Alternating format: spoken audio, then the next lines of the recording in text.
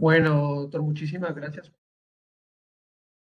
Muchísimas gracias por la presentación y por la oportunidad, obviamente, de compartir estos espacios que siempre son muy importantes para el desarrollo, pues, del conocimiento y bueno, feliz, digamos, de participar nuevamente con la universidad después de algunos años de práctica y demás. Bueno, primeramente quisiera preguntarle si alguno pues está teniendo, digamos, algún acercamiento al régimen simple, si está en este momento trabajando con él, si ha estado, digamos, en algún caso o en alguna empresa en particular, de pronto con un emoji, si me pudieran mostrar en cómo están trabajando, si están trabajando en este momento con el régimen simple.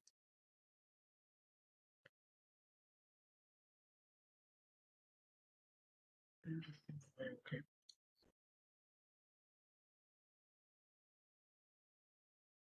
Listo, por ahí nos contestó Lady, no sé quién más de pronto nos está comentando por el interés.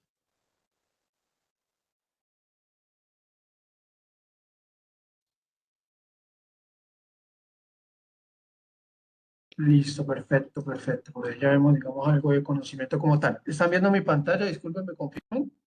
¿Están viendo la presentación? Sí, señor, sí la vemos. Ok, perfecto. Entonces, primeramente vamos a conversar un poco de qué impuestos integra este régimen sustitutivo, cómo fue creado, y vamos a entrar en unos términos generales de pues, qué presenta el régimen simple como tal. Y a partir de ellos haremos algunos casos prácticos, algunos, como lo mencionaban algunos colegas, que es necesario evaluar su conveniencia, ¿sí? En términos de materia impositiva, en términos de obligaciones, pues, ¿por qué llama esto?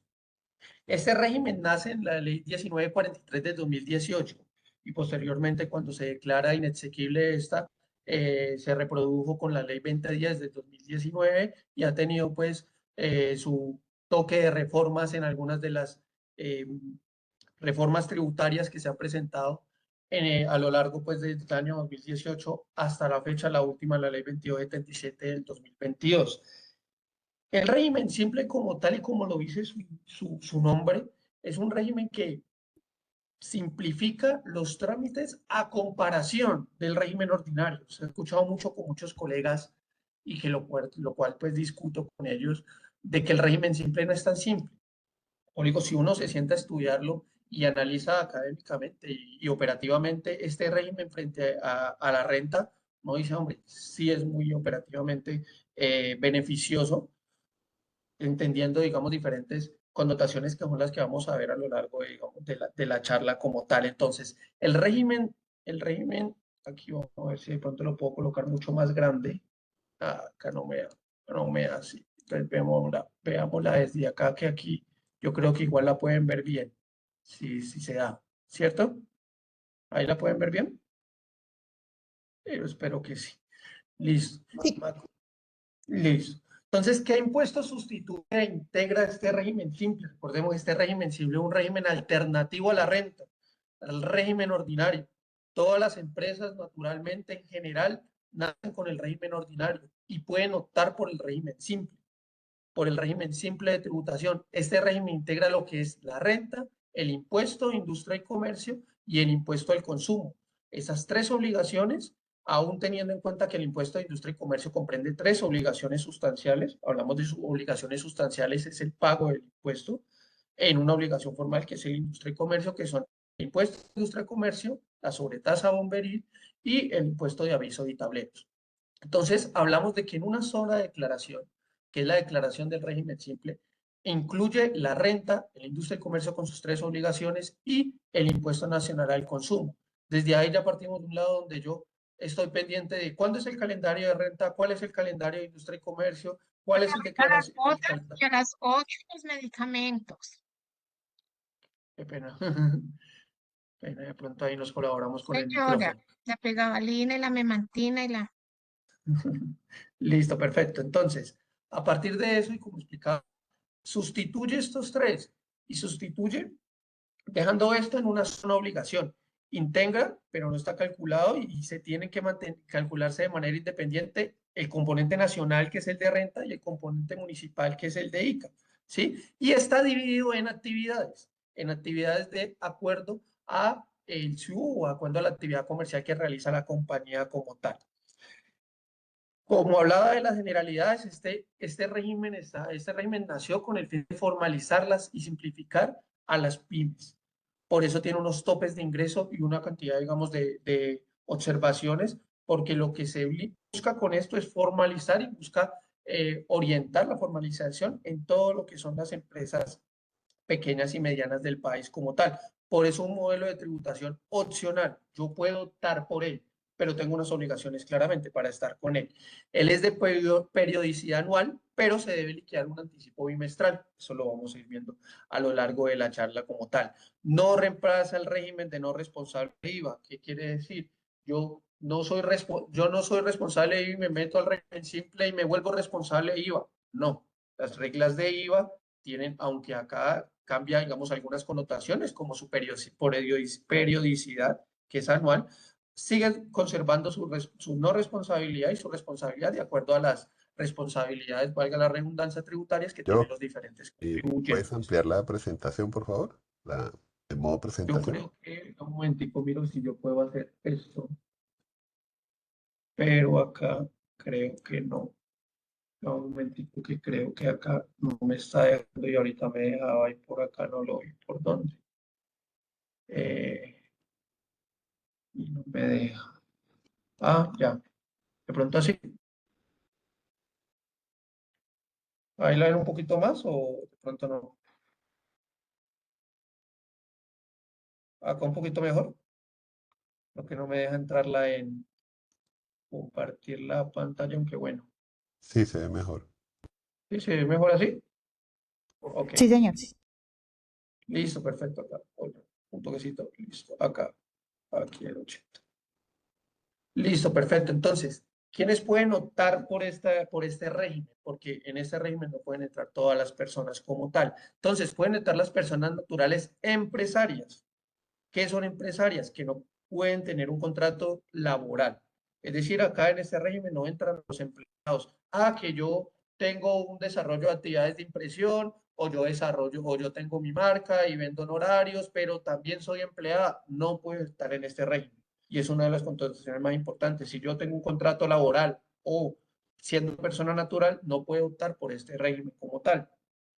¿Y cuáles son las personas naturales empresarias? Que desarrollan una actividad económica en ejercicio de libertad de la empresa. Dispone de personal, dispone de inmuebles, dispone de materiales para la actividad productora de renta.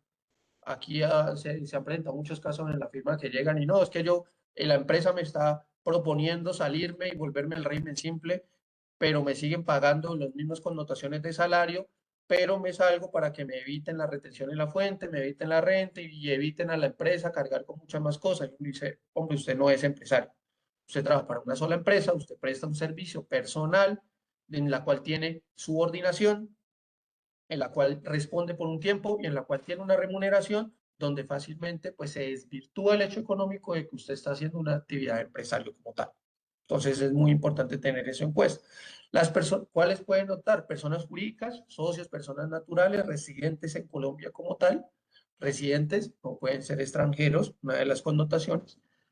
Personas jurídicas con naturaleza societaria y empresas unipersonales, acá por lo menos exceptúa la CESAL, pero la CESAL, pues digamos que están en el régimen de renta, un régimen tributario especial. Por tanto, la norma, digamos que aclaró este tema porque muchas de las CESAL decían, no me quiero pasar al régimen siempre por evitar ciertas connotaciones. Dicen, pero tú eres un régimen tributario especial diferencial en la cual no tiene una naturaleza societaria y por eso no pueden estar. Esas son las personas que pueden estar. Una connotación muy importante para no poder estar en el régimen simple es no puede ser accionista de otras sociedades. Si yo, persona jurídica, tengo acciones en otra sociedad, no puedo estar en el régimen simple. Y todo esto tiene una explicación y es para evitar el diferimiento de la base gravable con el fin, obviamente, de eludir o evadir impuestos como tal. Otra de las connotaciones, los ingresos. Ingresos hasta 100.000 UETs. Anteriormente conversaba de que este régimen es para formalizar, se crea con el fin de formalizar, se crea con el fin de incrementar la creación de empresas, la formalización de las personas. Por eso llega hasta el tope de 4.979 millones de pesos para el año 2025. Y recordemos que vemos en la VT el año pasado porque hasta el 27 de febrero aproximadamente, último día hábil del mes de febrero, tenemos para ingresar al régimen simple de tributación para las empresas ya creadas. Si uno es una empresa nueva y yo la voy a crear el 30 de agosto, pues tranquilamente el 30 de agosto podré decidir si en mi primera vez cuando esté diligenciando mi formulario de inscripción en la Cámara de Comercio, yo deseo ser o no régimen simple de tributación y más adelante vamos a hablar numéricamente de esto, pues para poder tener esto. ¿Listo? Las personas naturales, entonces, personas naturales, socio de varias empresas inscritas, pueden entrar la persona natural puede entrar o las empresas pueden entrar, sí, pero se evalúan los ingresos de la persona natural conjuntamente con su proporción con las empresas, con el fin de que no superen estos 4.979 millones y pues puedan acceder a este régimen simple como tal. Acá convocamos estas dos fechas muy importantes que son la fecha de inclusión y la fecha de exclusión del régimen simple. Y acá es muy importante tener en cuenta esto, porque yo puedo incluirme hasta el último día hábil, pero si deseo salirme, yo tenía hasta el último día hábil de enero para salir. Me explico, yo durante todo el 2025 fui régimen simple y a partir de unas connotaciones diferenciales de economía de mercado veo que ya no me es conveniente tributar sobre mis ingresos, que es la base gravable del régimen simple. Si me es conveniente liquidar el impuesto de renta ordinario. Entonces quiero salirme, tenía hasta el 31 de enero, perdón, hasta el último día hábil de enero, lo que fue 29 de enero, para poder salirme del régimen simple. Importantísimas estas fechas porque justamente estamos próximos a esta fecha, donde encontraremos, pues, donde esperamos que al finalizar esto, pues puedan tomar una decisión las personas que están interesadas como empresarios y como asesores en tener esto. Empresas que no pueden, ¿quiénes no? Aquí ya mencionábamos unas anteriormente, personas jurídicas extranjeras, personas naturales sin residencia, personas naturales con contrato laboral o contrato realidad, sociedades cuyos socios tengan una en sustancia, una relación con el contratante. Y aquí hay una pregunta muy importante que nos hacen mucho y es, hombre, yo tengo la empresa del régimen simple, pero yo soy el socio, el accionista, el representante legal y la empresa del régimen simple, pues claramente pues me paga un salario a mí. Pues ¿por qué? Porque es mi empresa y mi empresa me paga un salario fuera de mis utilidades. ¿Debo salir del régimen simple? No. Esta normativa y lo que va conceptuado la Diana a partir de esto es de que la relación con el contratante, la relación que habla con el contratante es con un tercero externo. Es decir, mi empresa no me contrata a mí, sino que yo, que soy socio de la empresa, busco trabajo en otro lado, busco trabajo en la autónoma. Mi empresa no puede estar en el régimen simple. ¿Por qué? Porque yo soy empleado y soy socio de la compañía y estoy vinculado con un tercero contratante. Al tener esa relación, pues realmente no puedo estar en el régimen simple como tal. Una de las connotaciones importantes. Personas naturales con accionistas, personas jurídicas o extranjeras, ¿sí? Las sociedades que sean entidades financieras, entidades de microcrédito, ¿sí? Las empresas que han salido, que son creadas a partir de una fusión, de una escisión, ya sea por creación o por separación, en los últimos 5 años. En los últimos 5 años. Pasa mucho y cuando salió este régimen decían, listo, no, yo tengo una empresa que vende 10.000 millones de pesos y a partir de ella lo que voy a hacer es repartir de a 2.000 y creo 5 empresas, las extiendo y a partir de ellas puedo estar en el régimen simple. Justamente una de las normativas para controlar la ilusión y la evasión de impuestos es justamente esa figura de evitar que las fusiones y excisiones estén en el régimen simple, ¿sí? Estas actividades, que generalmente son por actividades de recolección de residuos y chatarra, que obtengan utilidades netas superiores al 3% del ingreso bruto. Estas actividades en especial son una connotación que tienen en el particular. Y las empresas que realicen alguna de estas actividades de microcrédito, actividades de gestión de activos, intermediación y actividades que generen ingresos pasivos que representen un 20% o más de los ingresos brutos totales de la empresa. Y aquí espero que tengan eso muy en cuenta. ¿Por qué? Porque en la práctica nos hemos encontrado de que al comienzo del año, pues el empresario no tiene la connotación de tener rentas pasivas diferenciales a su actividad de negocio cuando hacemos la planeación tributaria de la empresa y meterla al régimen simple. Pero resulta que en octubre, noviembre o diciembre llega y nos dice, no, yo tuve un CDT, tuve una inversión, voy a arrendar y ese arrendamiento corresponde al 20% de los ingresos brutos totales. ¿Qué pasa? Que eso lo excluye el régimen simple, hace que se vuelva impuesto de renta y tira toda la planeación tributaria a la basura en ese sentido. Entonces es muy importante tener en cuenta todas estas connotaciones que le acabo de comentar con el fin de que la planeación claramente, digamos, se tenga en esa misma línea de yo lo voy a realizar, pero tengo que tener en cuenta estas causales porque durante el giro del negocio puede pasar cualquier cosa, una inversión de una persona jurídica, un plan de negocios, cambio de actividad económica y eso nos puede excluir del régimen simple y va a tener un impacto importante en los impuestos y lo vamos a ver muy seguramente ahorita con el ejemplo y con los casos prácticos que tenemos como tal. Grupos. Como les decía, el régimen simple se clasifica con grupos de acuerdo a su actividad económica. ¿Cuántos grupos son? En el formulario aparecen 4, pero generalmente son 5. ¿Por qué son 5? 1, tiendas y peluquerías.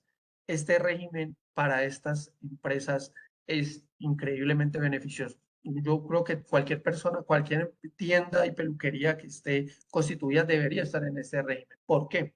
Este régimen particular tiene algo y que no es responsable de IVA, este grupo 1. ¿Qué quiere decir? De que yo puedo tener una empresa de 3.000 millones de pesos, una peluquería, presta el servicio de peluquería y yo no pago IVA sobre eso, siendo del régimen simple. Y eso es un beneficio gigante, porque las empresas del tipo Grupo 1 no son responsables de IVA. Entonces, al yo tener estos ingresos, que como les decía, llegan a 4.900 millones en el año, yo puedo ser no responsable de IVA. Eso es muy bueno para una empresa, tiendas y peluquerías como tal. Estos, y voy a poner un poquito más grande como para que lo vean, digamos, de esta manera, estos topes están en VT y representan un cambio de tarifa nominal. ¿Qué quiere decir? Si yo vendo de 0 a 6.000 VTs, que 6.000 VTs, pues para el año grabable el año pasado, perdón, que me fue un 0, nos corresponde a 298 millones. Si yo vendo hasta 298 millones promedio, pago el 1.6%. Si yo vendo un poco más, entre 6.000 y 500, pago el 2%. Si yo pago 15.000 y 30.000, pago el 3.5%. Y ahí es muy importante, ¿por qué? Porque recordemos que esto se paga bimestral. Bimestral. Listo. Ok, gracias. Sí, señor. Entonces, si yo pago bimestral y yo puedo llegar y tener, que son nuestras tarifas, las que están en el artículo 908 del Estatuto Tributario, esa tarifa podría incrementarme diagramalmente entre enero, febrero, marzo, abril, mayo, cambia, va cambiando. Y ahí es donde siempre tenemos que estar con miras al anual.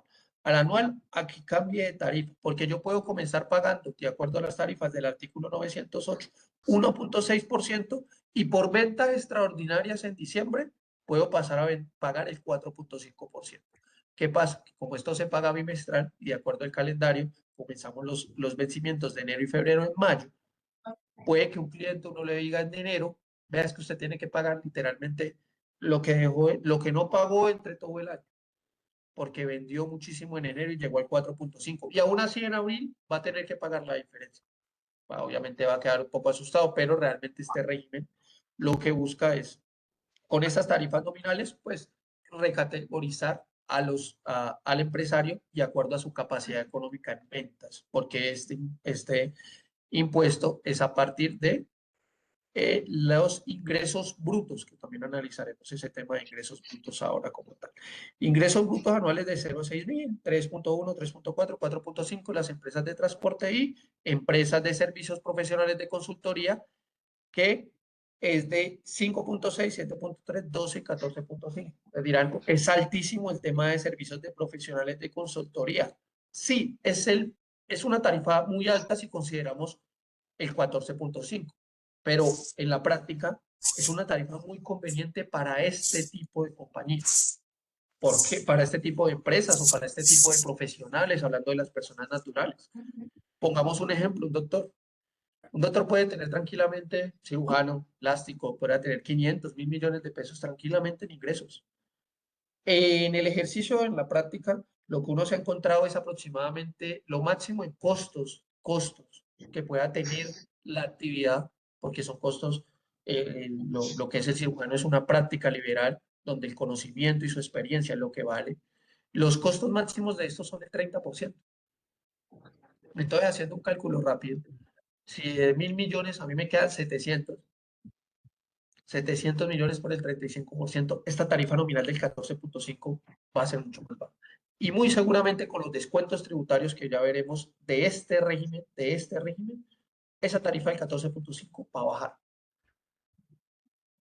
Y va a tener que quitarse ese tema de retención en la fuente, de retención de ICA, de deducibilidad de los gastos, cuentas de cobro, todo este tipo, digamos, de connotaciones que ya vamos a ver mucho más en detalle para ver.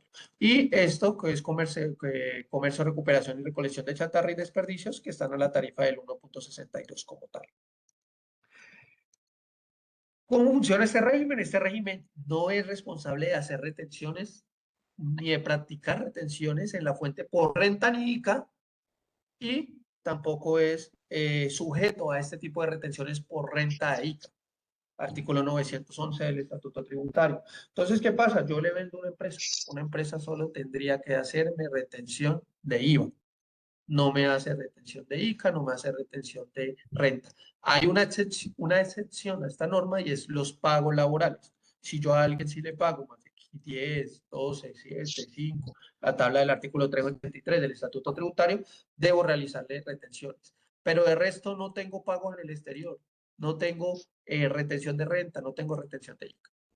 Entonces, se vuelve más simple, porque en la práctica encontramos de que, es que me hicieron el servicio, me hicieron esta reparación, me pintaron todo el almacén, me cobran 2 millones de pesos, entonces uno comienza, listo, primero un servicio, préstame la seguridad social, no tengo, como independiente no tengo, pago por una cooperativa o realmente no tengo, o literalmente el señor, pues, es experto en su trabajo, pero realmente no tiene ningún papel, no tiene RUT, no tiene nada, entonces uno comienza, bueno, es que Retefuentes, es que ICA, es que RTICA y quién lo va a asumir y quién va a asumir el RUT, entonces el gasto va a ser no deducible, mil cosas. Acá no. Acá realmente yo llego y yo le digo, listo, por norma contable, yo tengo un hecho económico donde yo le hice el pago a un señor, el cual registro, no tengo ningún inconveniente de que él no tenga RUT, listo su número de identificación por términos de presentación de información exógena y listo. No estoy pensando en todas esas connotaciones. Entonces, ya ahí ya comenzamos a ver algunos de los beneficios que tiene el régimen simple como tal, y esa simplificación de las operaciones y de la etapa operativa que tiene como tal. ¿Sí? Eso en ese sentido como tal.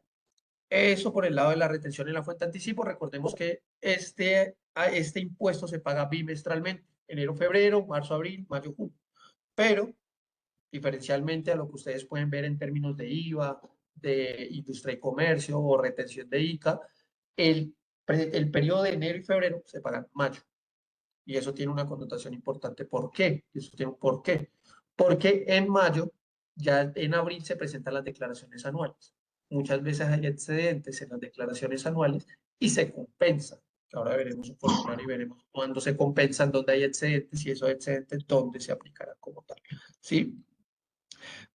Algunos de los beneficios, exoneración de aportes para fiscales, esto lo ven en el artículo 114 raya 1, pues las empresas como tal tienen esa connotación. Una de las preguntas era, bueno, pero esa exoneración la aplica al régimen simple, porque las de régimen de renta sabemos de que pagan el autorretención y por pagar la autorretención, por tener empleados, tienen este pago de esta exoneración de parafiscales. Para el régimen simple también aplica.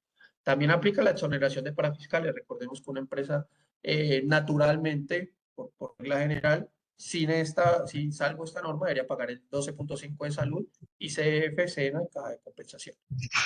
Con esta norma como tal, el artículo 114 raya 1, no paga salud, solo la paga el empleado, que es el 4% que se le descuenta al empleado, no paga CBF y no paga SENA.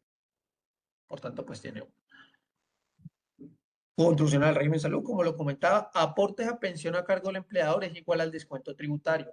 Entonces, en el componente nacional, y ya lo veremos en la práctica, ¿qué pasa? Yo tengo 5 empleados, voy a ir adelantando un poco, de pronto viendo este ejemplo, que creo que esto es un poco más. Acá tengo 5 empleados. 5 empleados por 12 meses por un salario. ¿Cuánto les pagué en el año en salario? 105 millones de pesos. ¿Cuánto tuve yo que pagar de aportes a pensión por esos empleados? 12 millones 600. Estos 12 millones 600 son un descuento de pensión del empleado, directamente del impuesto. Componente nacional, ya lo veremos un poco ese tema. Componente nacional. ¿Qué quiere decir eso? Que yo realmente no voy a pagar 12 millones de pesos en impuesto. Voy a tener un ahorro muy grande. Solamente legalizando a mis trabajadores, solamente teniéndolos en... E incluso ya los puedo tener. Ya los tenía antes, los tengo que tener en renta, igual los tiene que tener acá. Descuento del 0.5% por pagos electrónicos, que es tarjetas, transferencias, cualquier medio de pago que tenga bancarización como tal. ¿Sí? Beneficios en flujo de caja, como decía, no sometidos a retención. Hablamos mucho, digamos, de términos, por ejemplo, por colocar ejemplos que uno encuentra en la práctica. Acá en este régimen de comercio, 298 millones tiene estas empresas que se dedican a la actividad de comercio. Está en la bolsa, están los otros, la olla, donde usted no, si usted no es tienda, si usted no es restaurante, si no usted tiene servicios profesionales de consultoría, usted va aquí. Estas empresas están en este régimen con unas ventas de aproximadamente 298 millones, teniendo en cuenta que tengan un 2.5% de retención en la fuente, 0,77 de ICA, más el 1.1 de autorretención, que esas tarifas también cambiaron ahora, ¿sí? Y aumentaron ahorita en junio del 2025, que en algunos casos llegó hasta triplicarse el 3.5%, etapas de restaurantes y demás. Entonces, haciendo un cálculo rápido, hablemos de un 4%. Un 4% primer día, casi 12 millones de pesos, una empresa del sector comercial que realmente le hacían retenciones, que realmente con la complejidad de solicitar saldos de la... Ahí podemos apagar el micrófono, gracias. Que con la retención en la fuente, que con todas las obligaciones de saldo a favor que tenemos que pedir, que solicitar y todo esto, con este régimen paga el 1.6%. Imagínense el ahorro de 2.5 ahorros de puntos porcentuales. Fuera de eso, que si esta empresa tiene empleados, ese 1.6 se puede volver tranquilamente cero, que recordemos que hay un componente ICA que lo vamos a ver, o sea, que no siempre va a ser cero, pero sí va a ser mucho más beneficioso que el régimen de renta, viéndolo numéricamente, viéndolo numéricamente. Pero bueno, ya ahorita pasaremos al ejercicio práctico, un ejercicio práctico y a las preguntas prácticas que puedan tener para que podamos ilustrar un poco más lo que son los beneficios de este régimen que como explico realmente estudiándolo bien y obviamente teniendo, digamos, las causales de poder incluirse en este régimen, pues es muy beneficioso como tal. Acá hablábamos de una comparación entre renta, acá tenemos una tarifa general del 35%, acá de acuerdo a la actividad es del 1.2% hasta el 14.5%. ¿Sí? En personas naturales, pues la tarifa es progresiva, pero puede llegar a un 39%, por lo tanto este régimen siempre puede ser muy beneficioso como tal, en este sentido como tal. ¿Listo?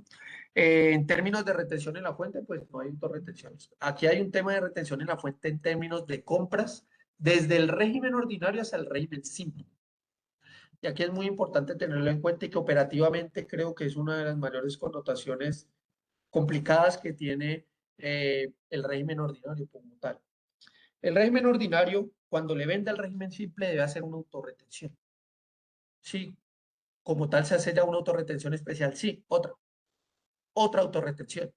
Otra autorretención donde él se autorretiene por venderle al régimen simple como tal.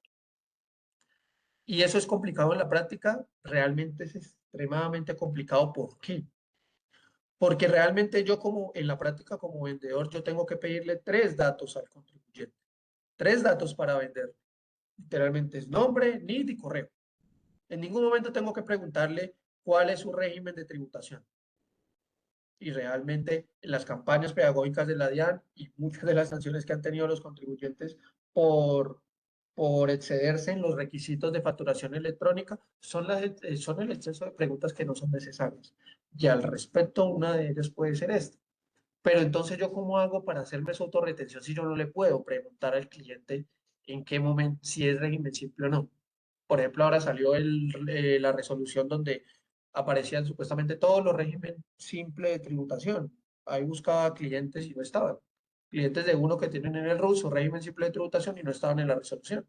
Uno decía, pues, cliente, nadie va a entender cómo es régimen simple a menos de que le pidan el RUT. Como ya sabemos, el RUT no es una obligación de entregar para el tema de facturación. Entonces, es importante tener esa connotación. Me pareció importante traerla porque por más que estemos hablando del régimen simple, pues en algún momento uno dice, hombre, yo y alguna de las personas que pueden estar, que estamos acá, pues también trabajamos con empresas del régimen ordinario y le compramos al régimen simple. Entonces, saber que uno no está obligado a retenerle, ¿sí? ICA, renta, pero sí IVA, y en cualquier caso IVA, ¿sí? Y en cualquier caso IVA. Entonces, pues uno es importante tenerla en cuenta. Y ahí comentaba ese tema de autorretención especial, que la verdad en la práctica sí lo he visto bastante, disculpen la expresión, de para arriba para hacer, porque pues uno se dará cuenta ya cuando ha pasado un tiempo o X o Y razón, o la factura estaba, no, a pie de factura estaba la retención y ellos enviaron y dijeron, hey, yo soy régimen simple, no te voy a hacer retenciones y ahí dice uno como que, ay, ya después eso ya ha pasado un tiempo como tal, después de eso como tal. Precisiones en IVA, como les mencionaba anteriormente, las personas del grupo 1 no son responsables del IVA, por eso es muy importante, digamos, analizar las empresas del grupo 1 con esta connotación del régimen simple, porque podrían estar, pues, digamos, no teniendo esos beneficios tributarios a los que son, que a los que claramente tienen derechos como tal. Las personas que realizan actividades de los grupos 2 al 4 que no son responsables de IVA, pues no van a ser responsables de IVA, que son de que tengan 3.500 VTs, que son del artículo 437 del Estatuto Tributario, 3.500 VTs de ingresos, no tener más de 2 establecimientos, no ser usuario aduanero y demás connotaciones que no lo podemos encontrar en ese régimen como tal. Si yo no soy responsable, bajo este régimen y en los anticipos no tengo que recaudar IVA y uno de los beneficios que tienen las personas que no son responsables de IVA en este régimen es de que el bimestre no tienen que pagar bimestral, sino que solamente tienen que declarar anualmente su impuesto como tal. Muy importante tener en cuenta esto para esas empresas que son las que mencionábamos acá un poco más detalladamente. El ICA, y acá es un componente nacional, y hablaba de eso cuando hablaba de los descuentos, porque operativamente, y voy a ir, digamos, a un formulario que tengo acá, eh, que justamente ilustrando este tema, acá como ustedes pueden ver acá arriba, en el ICA consolidado, en esta casilla, me disculparán si de pronto las casillas se mueven un poco con, con el cambio, los renglones, pero pues en síntesis el formulario no ha cambiado sustancialmente. Entonces, acá el anticipo del simple respeta las tarifas que le comentaba, por lo menos una empresa que esto es del grupo 2, una empresa de comercialización o de actividades de impresión, o otras que no estén catalogadas en las demás grupos, en los demás grupos, tiene 5.126.000, pero tiene un componente ICA. ¿Cuál es ese componente ICA? De acuerdo al municipio, le ha informado a la DIAN directamente a través de los medios electrónicos diciéndole, oiga, para estas personas, usted, por lo menos en este caso, usted me tiene que pagar un 10,62 dividido 1.000, que eso termina siendo un 1,062. ¿Sí? ¿Cuáles son las del grupo 3? Sí, las del grupo 4. Acá de pronto acá, y muy error mío de dejar grupo 3, y es el grupo número 4, las profesiones liberales.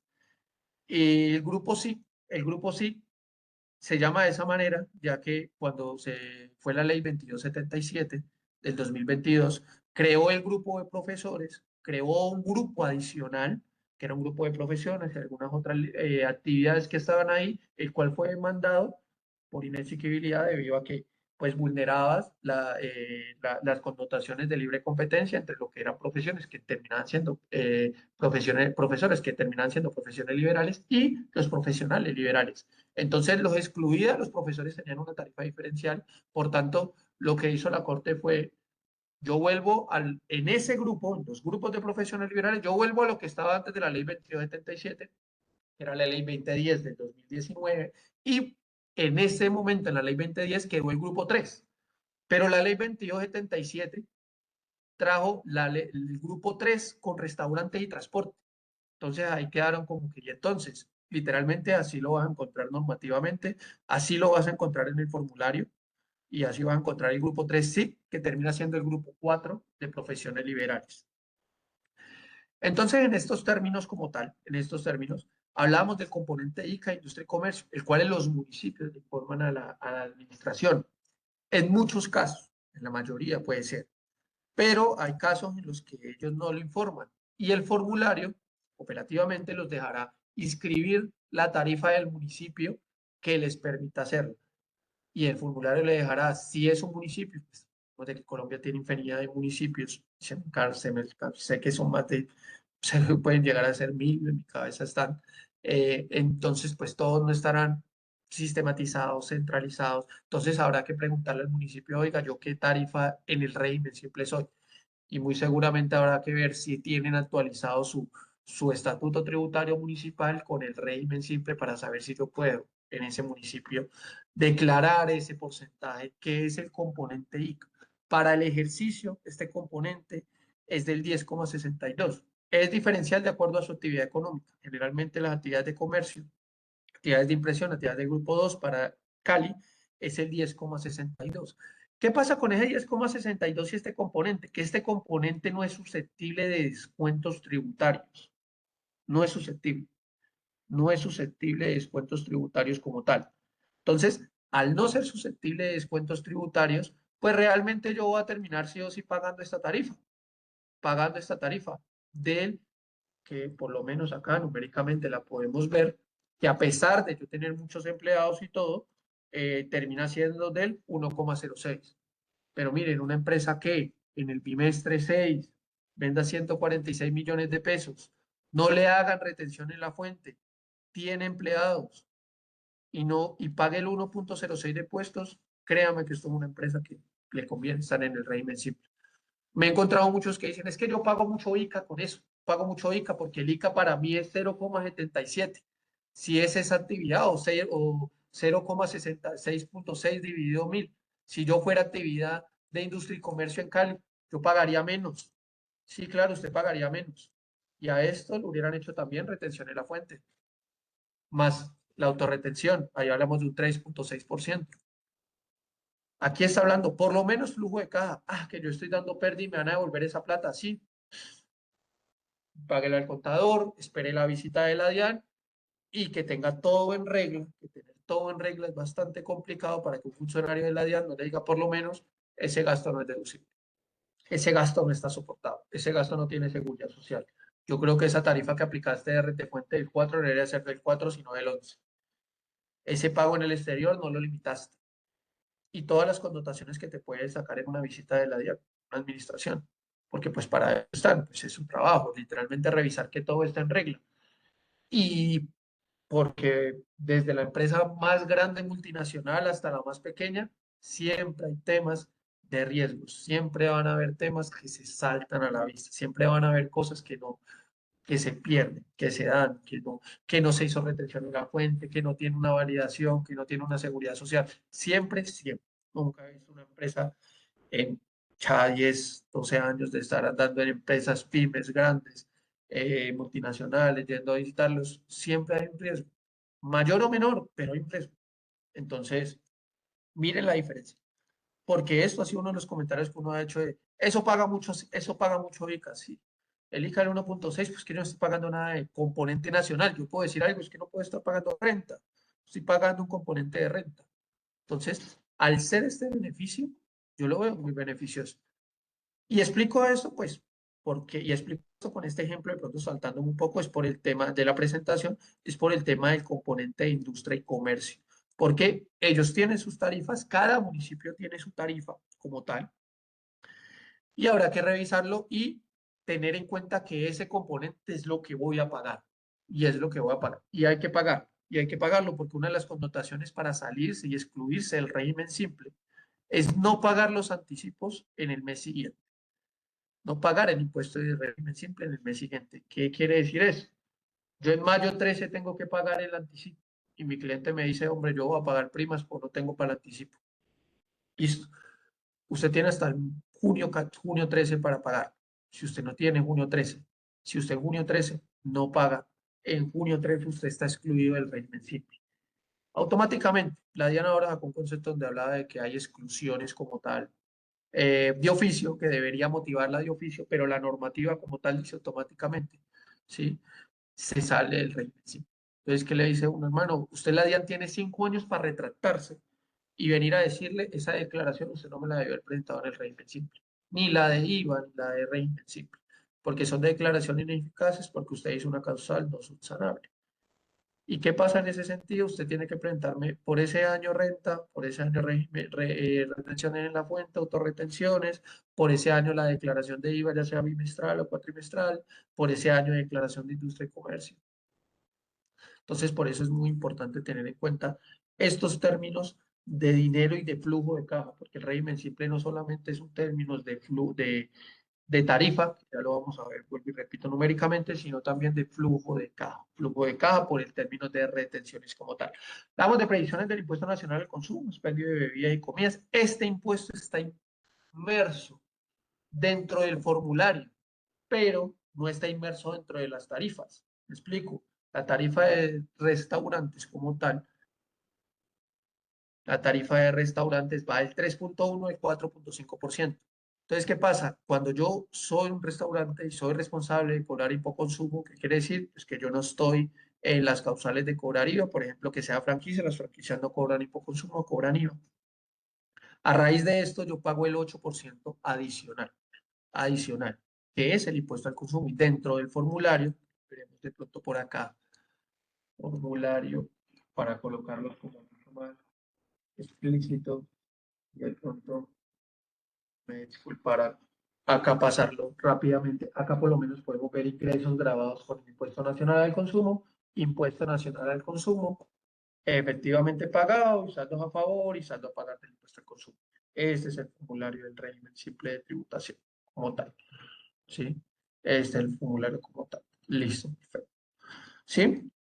Bueno, algunas connotaciones de pronto acá de las exclusiones de régimen simple. Qué pasa si me inscriben de oficio? Porque la DIAN, pues hasta ahora, la DIAN no ha, ni ha retirado el primero, ni le ha mandado algún oficio de retiro al primero, ni ha inscrito de oficio a ninguno. Realmente es un régimen que ha estado avanzando, que ha estado avanzando en su estudio. Personas que nos estamos preparando mucho porque es un régimen para planear también, es un régimen para formalizar a las empresas y poder dar el salto claramente en todos estos términos de formalización y técnicas anticorrupción que hay, que están dando en el país como tal. Entonces, si la DIAN me escribe de oficio, como repito, pues no ha pasado, pero si llegara a pasar en algún momento, uno puede solicitar la exclusión al menos 2 periodos debe permanecer al menos 2 periodos graduables. Siguiente, esto en la práctica creo que va a ser muy difícil cumplir, porque hay por lo menos una de las exclusiones del régimen siempre es estar al día. Y si a mí me escriben de oficio y yo no estoy, y yo no tengo la capacidad económica o mis análisis, mi planeación tributaria me dice que voy a pagar mucho más, pues entonces yo podría llegar a dejar pagar un solo mes y me tendría que salir del régimen simple. Claramente la DIAN tendría que delimitar todo este tema de las inscripciones de oficio y muy seguramente poner sanciones pues, a ese tipo de causales cuando son adrede de la administración como tal. El incumplimiento de requisitos no subsanables. Uno de los requisitos no subsanables, sí, y lo que lo podemos ver que son a prestar estas actividades. Entonces, ¿qué pasa? Si yo hoy comercializo prendas de vestir y mañana me da por volverme una empresa de microcrédito, pues ya tengo que salirme del régimen simple. Eso es una causal no subsanable. ¿Qué pasa? Que si yo ya realizo eso, yo ya no puedo estar en el régimen simple.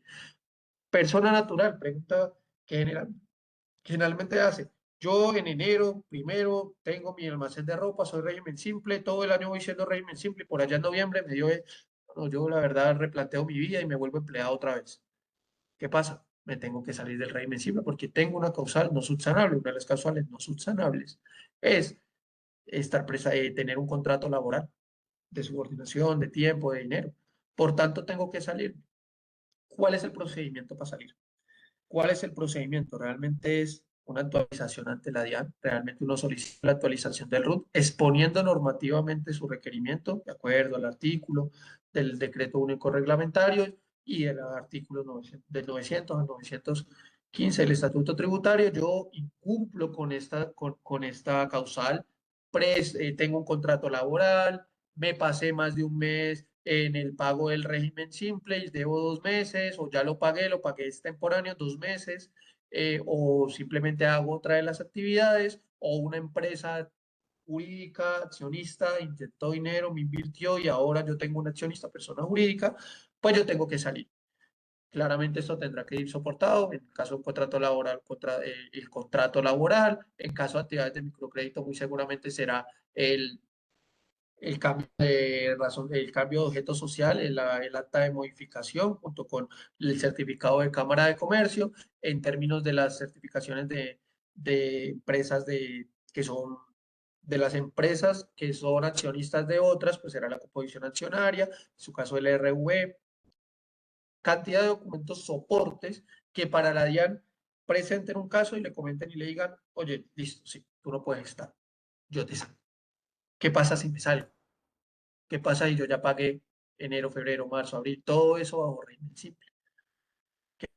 En ese caso pasa de que ustedes tienen 30 días, un mes exactamente, 30 días para subsanar las obligaciones que dejó de presentar en el régimen simple, sin sanción y sin intereses.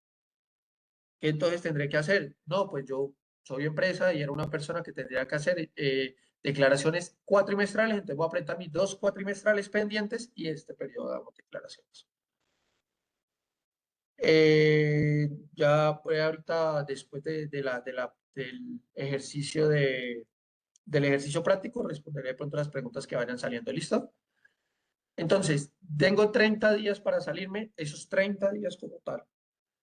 Esos 30 días como tal los utilizamos para presentar las declaraciones pendientes, declaraciones de IVA, declaraciones con retención en la fuente. Digamos que en ese momento tendríamos que revisar qué retención en la fuente dejaría de haber presentado, aunque no las practiqué, no estaba obligado, por tanto no tendría declaraciones de retención en la fuente, más que todo sería como tal IVA. Y la industria de comercio si llegara a ser bimestral como tal. ¿Qué pasa con los pagos que hice en el régimen simple? Entonces yo solicito el cruce de los pagos de IVA. Yo realicé estos cruces de IVA, por favor, crúcemelos contra las declaraciones de IVA que ya presenté.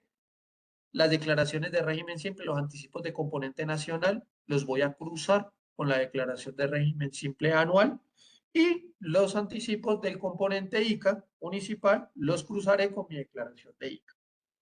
Es un proceso algo que parece engorroso, pero realmente no lo es tanto. Y si uno, y acá hago énfasis en esto, porque si uno tiene una causal no subsanable, nos ha pasado en este momento en la DIAN y lastimosamente digamos que uno presenta eso. Hemos llegado a la DIAN a comentar este tipo de actualizaciones y nos dicen, oiga, ¿por qué? No nos salga. La DIAN no ha sacado a nadie. La DIAN no ha sacado a nadie, la DIAN no ha sacado a nadie, la DIAN no lo va a sacar. Hombre, yo ya tengo una causal no subsanable. ¿Qué quiere decir? De que yo ya no tengo que estar en el régimen simple. ¿Qué pasa si yo presento una declaración a la cual no estoy obligado? Pues la declaración no produce ningún efecto. La declaración es ineficaz. La declaración para la DIAN es un papel más. Entonces la DIAN tiene 5 años para venir a recordarme y hablemos de que en el 2026 yo sea insubsanable, de que yo tenga una causal no subsanable y siga en el régimen simple. Entonces yo en 2027, ¿qué voy a tener? Yo en 2027 no voy a presentar renta, no voy a presentar IVA, no voy a declarar industria y comercio. Tanto el municipio como la DIAN, la Administración de Impuestos, va a tener 5 años. Hablamos de 2027, 2028, 29, 30, 31, 32. 2032 para la DIAN por allá en enero del 2032 decirme, usted no debería haber estado en el régimen simple, porque usted tiene estas causales. Entonces usted no me pagó la declaración de renta, no me pagó la declaración de IVA, preséntemelas. No me declaró retención en la fuente, no me declaró autorretención. A estos pagos que usted realizó no le hizo retención en la fuente, causales penales. Entonces, son una causal de subsanaciones que uno llega, lastimosamente, porque pasó, digamos, la semana pasada con colegas y clientes que van allá y les dicen, oiga, no se salga, no se salga, y pues claro, le dicen, hermano, usted pues no tenía la razón, porque me dijeron no se salga, y si el funcionario de la DIAN me dice no se salga, pues yo no me voy a salir, y ahí entonces uno está esperando, porque el día de mañana puede que no, puede que sí, pero la norma está escrita y el concepto de la DIAN fácilmente mañana puede llegar, demandarse, puede llegar y la DIAN rectificarse y decir, oiga, nos equivocamos, así no es, rectificamos y a partir de ahora aplica esto. Y en ese caso no se sale. Una de las causales no subsanables. Yo soy rentas pasivas, yo soy empleado, yo sigo declarando. Sí, pero usted no entra en esas causales no subsanables, no debe estar el régimen simple, está declarando un tema de ineficacia y realmente lo que va a tener es un riesgo de 5 años, que en 5 años podemos tener la conversación de que no pasó nada, pues eso es dormir con una vela prendida y esperar. Entonces, pues, este tipo de espacios académicos justamente para, dar para reforzar el conocimiento que tenemos entre todos y poder traer esos casos a colación, porque, como le digo, si ustedes van a la DIAN a solicitar la exclusión, porque me acaba de pasar, los mismos funcionarios se dicen no se salga, a pesar de haber cumplido por lo menos el pago de un mes. Yo dejé de pagar un mes, no he pagado en todo el año, presente o en cero, mijo, que no pasa nada, pasa nada. El problema es que el que no pasa nada es para nuestros clientes y nuestros clientes no van a llamar al funcionario, nos van a llamar a nosotros, nos van a decir, oiga, ¿quién me va a pagar las sanciones? ¿Quién me va a pagar? Usted fue el contador, usted dijo que yo hiciera eso. No, es que estas connotaciones son un poco más como tal. Y pues están las exclusiones de oficio como tal, que como les explicaba, la DIAN no ha hecho ninguna hasta ahora y pues digamos que esperaremos hasta qué momento se hagan, porque los incumplimientos del pago pues se ven mucho realmente en la práctica, o incumplimientos por diferentes temas que hemos tratado durante la noche como tal. Y como les explicaba, pues los anticipos se imputan en renta y el ICA se imputa. ¿Listo? Esta es la estructura que tenemos del impuesto del régimen simple. Obtención de ingresos brutos susceptibles de incrementar patrimonio. Y aquí me detengo un poco para hablar los temas de ingresos brutos como tal.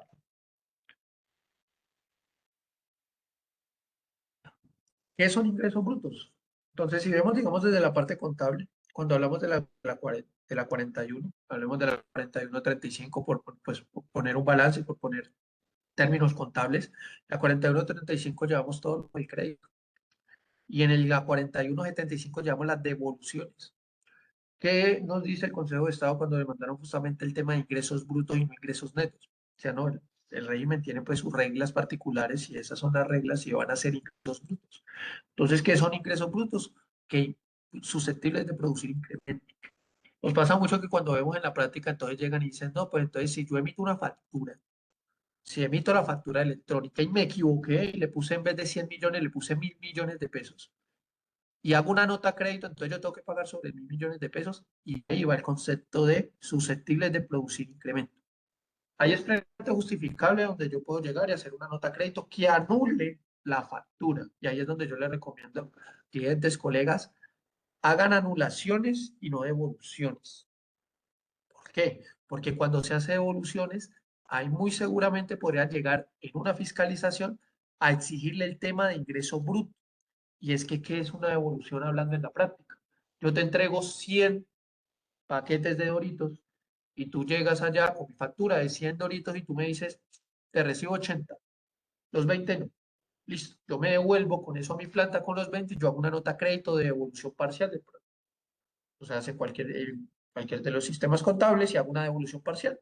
Mi 41 y mi 41.75. ¿Qué pasa en ese sentido?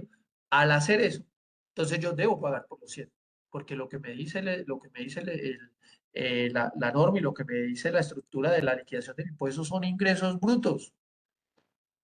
Y ese ingreso bruto es sobre los 100, que es que los 20 me los devolvieron, sí, pero es una devolución, por tanto no entraría en este tema. Pero ahí es donde nosotros le recomendamos a nuestros clientes y a nuestros colegas, no hagan devoluciones, no hagan notas crédito con devoluciones. Anulación total de la factura, anulación de la factura no existió y yo vendí 80. Y yo vendí 80. Que en últimas no estamos lejos de la realidad y no estamos alterando como los documentos ni la realidad económica y el hecho generador económico como tal, porque no estoy realizando una devolución como tal. Es una de las prácticas que se da, porque realmente uno dijera, bueno, es que en términos de devoluciones es porque el producto salió dañado por incompetencia de la propia empresa, pero realmente no. Muchas veces en las grandes superficies llega uno y manda el producto y ya usted dicen, oye, simplemente no te voy a recibir esta parte y no te recibo lo otro. Ya, se acabó. Y uno que puede decirle en ese caso, listo, gracias por recibirme al menos la mitad. Pero pues pagar sobre la mitad que no paguen, pues también obvio, son temas insubsanables. Ingresos brutos ordinarios extraordinarios. Términos extraordinarios. Ahora hace poco, ha salido hace poco, sí, un concepto de la DIAN que menciona tema de activos fijos, ventas de activos fijos, que sean menores a 2 años. Y mencionaba el concepto de la DIAN, en nuestra opinión desacertado, donde mencionaba que los activos fijos entraban en la base gravable del impuesto de renta desde su ingreso bruto. Entonces, hablemos de un carro. Yo tengo un carro de 100 millones de pesos, lo vendo al año, no da ganancia ocasional, todavía tiene apenas un año en mi contabilidad, en poseerlo, en comprarlo como tal. En renta sería una renta líquida ordinaria, acá en el régimen simple sería un ingreso, y lo que menciona la DIAN es de que usted tributa sobre los 100 millones, si lo vende en 100 millones. Entonces, yo compré en 100 y lo vendí en 100, perdí la diferencia, inflación y demás, pero pues yo lo compré en 100, lo vendí en 100. Yo voy a pagar sobre 100, sí. Pero es que estamos hablando de un activo fijo, estamos hablando de mi negocio, no. Realmente desde mi perspectiva un poco desacertada, porque cuando se hace la liquidación, digamos, de estas ventas de activos, cuando se en ganancia ocasional, permite liquidar, digamos, su diferencial, en este caso no. Entonces, realmente creo que es desacertado, ya está demandado ese concepto de la DIAN, y bueno, pues habrá que esperar. Entonces, son de las cosas que de pronto hay que ver muy bien en la planeación tributaria cuando se hacen las actividades con las empresas, y es que voy a vender maquinaria, voy a vender la mitad de la máquina, venga, miremos si no me va a cambiar la tarifa, porque si vendo maquinaria y cambio la actividad, pues esas cosas pueden, digamos, a detalle. Se detraen los ingresos no constitutivos de renta y ganancia ocasional. Acá pasa algo muy curioso tanto en personas naturales como en personas jurídicas. Vamos a hablar, digamos, en ese tema rápidamente en esos dos casos. En personas naturales, ingresos no constitutivos de renta, aportes a pensión o seguridad social. También uno lo ve mucho en la práctica. Yo soy independiente, hago mi actividad comercial, pero no contrato a nadie. No contrato a nadie. Entonces, yo pago mi seguridad social como independiente. Pago mi seguridad social como independiente. Entonces, al hacer de seguridad social como independiente, lo 48, los ingresos de los pagos de salud y pensión obligatorios son ingresos no constitutivos de renta ni ganancia ocasional. Eso mismo aplica para el régimen simple. Por tanto, ese pago de salud y pensión de mi persona como independiente, yo me la traigo como ingreso no constitutivo de renta. Si nos vamos a ver el formulario de los anticipos, acá están en el renglón 40, ingresos no constitutivos de renta ni ganancia ocasional. Si lo vemos acá, está en el renglón 44, ingresos no constitutivos de renta ni ganancia ocasional. Uno lo ve en la práctica mucho de que dice, si yo soy persona natural y yo pago salud, yo me lo traigo con un descuento tributario. Y ojo que el descuento tributario es de aportes a pensión a cargo del empleador. Si yo soy persona natural y contrato a alguien, esa pensión de esa persona me la traigo acá. Pero si yo soy persona natural y pago mi seguridad social como independiente, yo me la traigo de acá. Muy importante tener eso presente porque es una confusión que se nos presenta, y al raíz de durante el año, durante el tiempo, revisarlo. Entonces, que has dejado de pagar, primero te has tomado un descuento tributario mayor, quiere decir de que te has dejado de pagar impuesto de régimen simple, muy seguramente no, seguramente el componente nacional. Entonces he dejado de pagar y me he dejado de traer ese ingreso no constitutivo de renta. ¿Qué pasa con los anticipos? Que después de presentados y pagados no se pueden modificar. ¿Cuándo se modifica este? En la declaración anual. En la declaración de anual se modifican. No tienen sanción, pero sí intereses de mora. Por tanto, cuando realice la declaración del régimen siempre anual, esos anticipos tendré que corregirlos, pagar la diferencia en la declaración anual, y automáticamente la DIAN por derecha te va a estar calculando los intereses de mora, que habrá que revisarlos, porque De igual manera pueden ser menores a los que realmente tenemos que pagar y pues por más de que la DIAN los deje automáticos, no los excluye a ellos de poder hacer una fiscalización por intereses de mora. Y hablaba acá de la CAN, la Comunidad Andina de Naciones como tal, en un concepto reciente de la DIAN frente al tema de pago de impuestos en el exterior. Una de las preguntas fue una empresa del régimen simple que presta servicios en Ecuador y pues que por medio de la CAN se hace un beneficio tributario de impuestos en el exterior, mencionaba de que en el régimen simple donde se lo podía llevar si no hay descuento tributario. Entonces lo que mencionó era de que esos ingresos que están con la CAM, que pagaron impuesto allá en Ecuador por las reglas del acuerdo 578, del acuerdo andino de naciones, el cual incluye Perú, Ecuador, Ecuador y Bolivia, creo que son los que ahí se me perderán. Ecuador, Bolivia, Ecuador, Perú, Colombia. En ese caso, esos ingresos que se le prestaron a Ecuador se restan en esta casilla de ingresos no constitutivos de renta ni ganancia ocasional. Hablamos del ejemplo de las personas jurídicas como tal. Eso es muy importante que todavía no se ha mencionado en términos de descuento de impuestos pagados en el exterior con convenios de doble tributación. Hablamos del términos del impuesto de los impuestos pagados por lo menos en España, cuando prestamos servicios a España, en términos del artículo 10 de regalías, donde prestamos servicios de honorarios o prestamos servicios de regalías, y a partir de eso nos hacen una retención que está limitada al 10% en ese país, artículo 12, perdón, y a partir de eso pago el 12% allá, pero acá tengo que igual pagar el régimen simple. ¿Qué, qué hago con ese impuesto? ¿Me lo detraigo? Hasta ahora, digamos, el formulario no te lo permite. Es una de las connotaciones, pues, que digamos que han dado preguntas, pero pues todavía no hemos tenido, digamos, respuesta alguna. Algunos, pues, obviamente detraen de que es un ingreso no constitutivo de renta ni ganancia ocasional, como ha estado esta Comunidad Andina de Naciones, pero no hay un concepto de la DIAN o algo que nos determine eso. Ya habrá que ver en cada caso particular qué detalle se hace como tal. ¿Sí? No hacen parte de la depuración los ingresos por ganancia ocasional, que se liquidan de manera independiente, como podemos ver en el formulario, por este lado de acá, ganancias ocasionales como tal, y por eso el ejemplo que hablaba de los ingresos extraordinarios, hablaba de activos fijos menores a 2 años, en el ejemplo como tal, de un carro como tal. Y en descuentos tributarios, como lo hemos conversado, aportes a pensión y ventas a través del sistema de crédito y demás. Entonces, veamos un ejemplo práctico, Una empresa que comercializa, póngale cualquier producto, artículos de aseos, reglas, artículos de papelería, comercialización, como ustedes lo ven acá, ¿sí? Esta empresa anualmente tiene 450 millones. Esta empresa tiene un margen de utilidad del 15%. Quiere decir que ya en este momento él dice, hombre, yo voy a ganar el 15%. Yo sé que yo me gano el 15% como tal. Haciendo un cálculo rápido, sin obviamente evaluar gastos no deducibles y demás situaciones que se dan, porque esta tarifa termina siendo este margen de utilidad comercial y este margen de rentabilidad que analizamos es mucho mayor por términos de gastos no deducibles. De entrada, el gravamen al movimiento financiero nos da un rechazo del 50%. Entonces, esta renta líquida sería de 67 millones de pesos como tal. ¿Sí? ¿Cuánto pagaría esta empresa como tal? Pagaría 23 millones de pesos.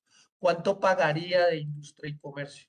Pagaría 3 millones de pesos. ¿Cuánto pagaría de avisos y tableros? Estamos calculando tasa bomberil, entrando en detalles. 519 mil pesos. 27 millones, por redondear la cifra. 28 millones de pesos. 28 millones de pesos pagarían impuesto del régimen simple. Veamos el impuesto del régimen de simple como tal. Entonces, esta empresa, ¿sí? Como tal, ¿estaría en qué tarifa? En la tarifa 2. En la tarifa 2 como tal. Acá, digamos, tienen unas tarifas del 2% de las actividades, donde está entre 298 millones y 747 millones de pesos. Pagaría el 2%. ¿Y cuánto es esto? De entrada son 9 millones de pesos. A esto tenemos un descuento de pensión y a esto tenemos un descuento por pagos imputables como tal. De entrada y a ojo, yo digo, venga, este asimilando el tema del impuesto simple, del impuesto de ICA simple, como si fuera el componente nacional, como el componente de ICA, yo solo pagaría 3 millones, casi 4 millones de pesos, contra 28 millones de pesos, 27 millones y medio. Un ahorro de 23 millones 625 mil. Y vean, solamente acá, de entrada, solamente la tarifa, sin descuentos, sin nada, 9 millones de pesos. De entrada aquí ya hay ahorro. Miren el ahorro. Entonces, que el régimen es más simple. Completamente, completamente, porque el régimen de renta nos obligaría a que esto que es aproximadamente en gastos, costos y demás son 382 millones, y me perdonarán estar rayando este tema así como si no, pero pues es con el fin de hacerlo más ilustrativo como tal y no verlo tan lineales. Retención en la fuente, retención de ICA, seguridad social, para el tema de renta, acuses de recibo, nómina electrónica, el 40% cuadre con la seguridad menor al salario, la cláusula de desalarización para poder que puedan ser deducibles los salarios.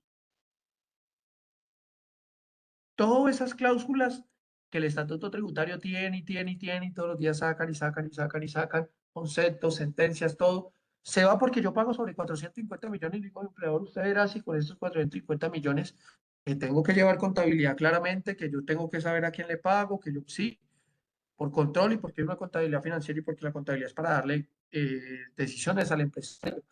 Pero realmente acá hay un ahorro tributario inmenso y donde a mí me simplifica todo. Yo ya, mano, qué pena, es que aquí vino el maestro y me pintó todo esto con 10 millones de, bueno, a cuenta de coro para que tengamos el soporte de que lo que el día de mañana va a decir que no le pagamos 10 millones de pesos, la complemento de transferencia y listo, y no hay ningún problema, y se acabó. Entonces, y se acabó, ya no, pero retención en la fuente, ¿a quién se lo cargamos? ¿Quién la asume? Yo la asumo, pero es que me va a salir más caro. ¿Qué hacemos? ¿Qué hacemos? ¿Qué hacemos? En este régimen, estas cosas, pues literalmente se acaban. Hay que tener en cuenta el tema del flujo de caja, porque esto se paga bimestral. Y al pagarse bimestral, por ejemplo, si esta empresa pagara este valor este es el IVA generado, el IVA que retuvo, y este es el componente ICA, y no pagó esto durante el mes siguiente, sale el régimen. Muy beneficioso, me va a ahorrar muchísima plata, pero no pagué. ¿Por qué? Porque no tenía flujo. Ah, entonces ya va a tocar salir si no va a pertenecer al régimen simple, y tampoco puede pertenecer el próximo año. No puede pertenecer tiene una causa no su salario y tampoco el próximo. Entonces es muy importante tener eso en cuenta. Y pues como le hablaba, el tema de formalización de costos como tal. Temas de formalización de costos, donde es muy, muy complicado en este sentido todo este tema como tal.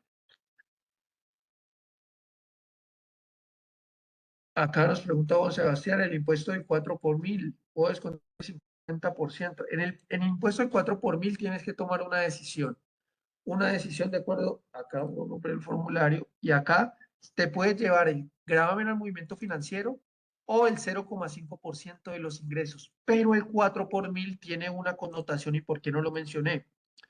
En la norma aparece una limitación, la limitación es del 0,004% de los ingresos, el 4 por mil de los ingresos. Literalmente quedó mal detallado en la norma. Por tanto, siempre al tener que decidir entre los dos, te vas mejor el 0,5% de los ingresos. Porque acá por lo más que hayas pagado 10%, esa limitante es demasiado pequeña. Demasiado pequeña. Y en ningún caso lo he visto que sea superior al 0,5% de los ingresos. ¿Sí? Mónica. Sebastián, Señora. habían unas preguntas antes. Ya, qué pena, disculpe. Ya. Si quiere acá ya las estoy abriendo, listo. Ya, listo. ¿Los activos en el exterior se declaran en el mismo régimen simple del consolidado? No. Los activos en el exterior es una declaración aparte. Acá son informativos, pero sí hay que presentarlos aparte en su declaración informativa de declaración de activos en el exterior. Como tal, eso hay que separarlo. Listo, pues ya acá está Juan Sebastián. Y una empresa en el último bimestre presentó la declaración, pero omitió liquidar el IVA. ¿Cómo puede subsanar dicho error cometido? En el último bimestre, en el 2593, como tal. No presentó, no declaró, ya lo pagó. Si ya lo pagó, pues realmente no puede corregirlo. ¿Qué tiene que hacer? En la declaración anual, no te va a dejar pasar, vamos a ver si tengo acá un formulario de declaración anual. Veo que de pronto de acá, esos tranquilos que por tema de confidencialidad es mi propia empresa, entonces no vamos a tener acá para método de estudio ningún inconveniente como te voy a mostrar una declaración de IVA como tal. No lo pagaste. ¿Qué quiere decir? De que realmente cuando vayas a presentar la declaración anual vas a tener un saldo a pagar acá abajo. Vas a tener un saldo a pagar. Pero para presentar la declaración no te va a dejar presentarla si acá no dice el total a pagar y si acá no dice el total de anticipo régimen simple. ¿Qué tienes que hacerlo? Colocarlo acá, así no lo hayas presentado, así no lo hayas pagado todavía. Pero, posterior a eso, ya que presentes la declaración, debes liquidar el recibo de pago y pagar. Con qué tasa de interés? O con qué, perdón, ¿a partir de qué interés de mora? A partir del sexto bimestre. Es decir, yo el sexto bimestre lo tengo que haber presentado el 12 de enero. Y hoy lo estoy pagando el 16 de febrero. Entonces tengo que presentarlo ahora como tal. Tengo que pagarlo. Cuando en el año anterior la persona presentó renta ordinaria y liquidó anticipo de renta y en el año 2025 se pasó al régimen simple, ¿cómo se deduce ese anticipo? En la declaración te permite deducir el anticipo y eso es una muy buena pregunta. El anticipo del régimen simple. El anticipo acá te lo deja declarar, pero no el saldo a favor. El saldo a favor de renta muere en renta, el saldo a favor del simple muere en simple. ¿A qué me refiero? Este anticipo de renta, el año pasado te lo puedes tomar, pero si el año pasado declaraste un anticipo, ¿sí? Si el año pasado declaraste un anticipo como tal, perdón, un saldo a favor, ese saldo a favor toca pedirlo. Si estás en ordinario y pasas al régimen simple, toca solicitarlo, si no, se va a perder. ¿Por qué? Porque yo no puedo compensar el saldo a favor con esto, con esta declaración. Tendría que pasar un año para compensarla, haber dejado de pagar el régimen simple y solicitar el saldo en compensación. Entonces, ¿qué tiene que hacer? Solicitar el saldo a favor.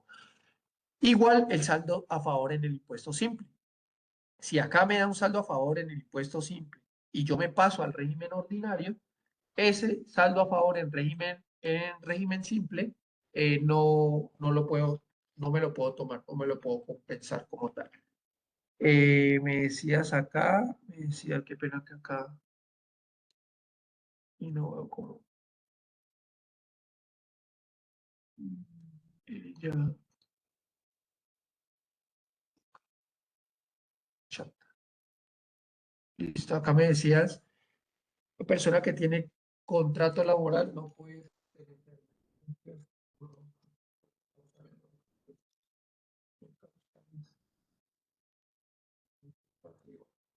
no puede ventar. Ya me regala un momento más, me encanta. Ya te comento cómo.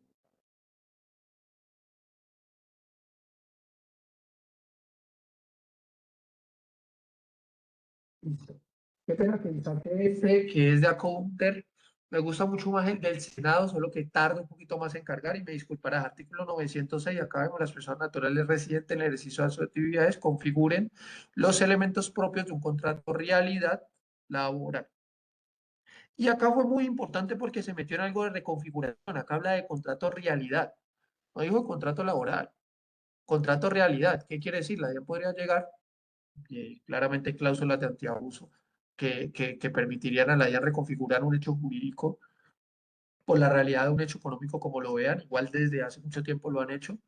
Un caso muy sonado, ese tema de reconfiguración y hablando de ese tema de cómo la DIAN podría llegar y decirte, usted no tiene un contrato de prestación de servicio, usted no tiene un contrato civil, usted tiene un contrato de realidad laboral porque me cumple con las connotaciones laborales, que en la práctica lo complejo pues de demostrar en estos términos como tal, pero pues igualmente es posible como tal.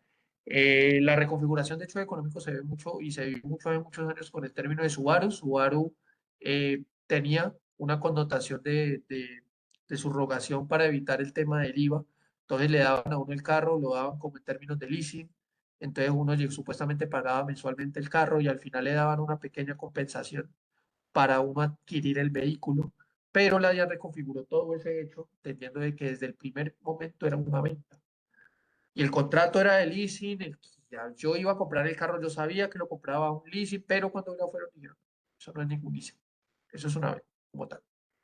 Entonces, en ese sentido es muy importante tener en cuenta, digamos, esas nuevas connotaciones de la DIAN. No sé si alguno tiene alguna otra pregunta.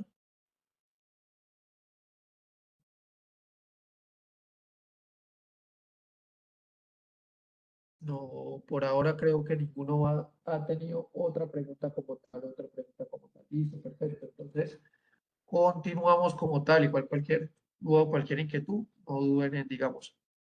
Acá vamos a hablar un poco, tengo como digamos todas estas diapositivas próximas, para hablar de casos que pasan en el régimen simple, ¿sí?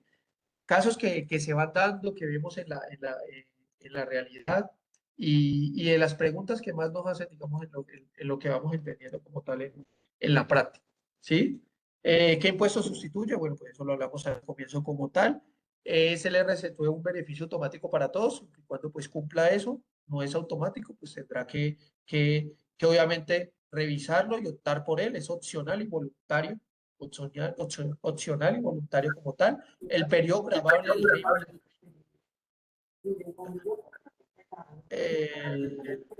esperemos a ver